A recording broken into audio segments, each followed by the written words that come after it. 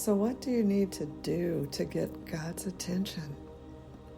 This little lady in 2 Kings chapter 4 just cried, but she was a certain woman. And my friend Kathy just gave us a powerful message on being that certain woman. There was a certain woman at the well. And if you just look up the word certain and go through the Bible, you'll know you too can be that certain woman. This certain woman cried. She cried. And she was one of the wives of the prophets under Elisha. So she cried to him, and she claimed her legal right. After all, her husband served as a prophet. He was faithful to Elisha. And now the creditors are coming. Now the money people are trying to squeeze her.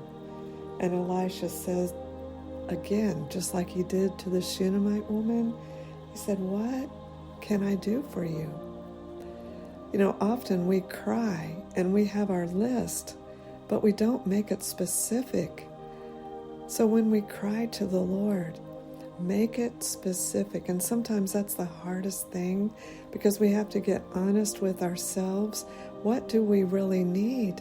What are we really crying for? But she cried and said, "They're going to sell my sons." And so Elisha said, "What do you have in your house?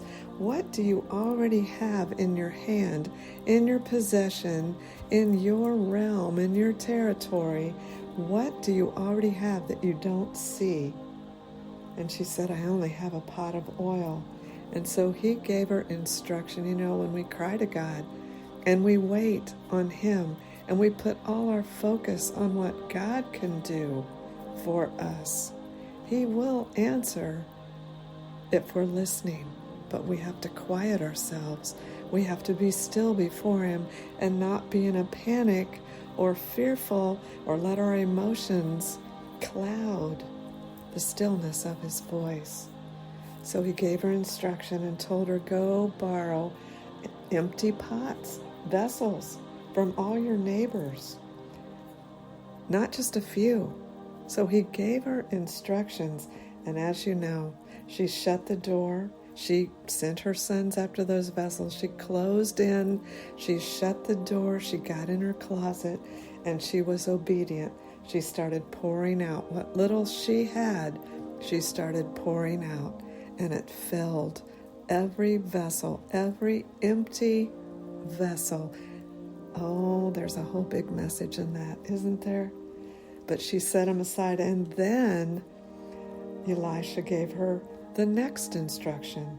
He said, "Now go sell the oil and pay your debt, and you'll live, and your children with you." Amen. Oh, sit in that word. It's in 2 Kings chapter 4, the first 6 verses. Be that certain woman. Cry to the Lord and wait for his instruction. It could come from a man of God or a woman of God. It could come from your closest friend or a stranger, but be expecting and listening. Amen. Amen.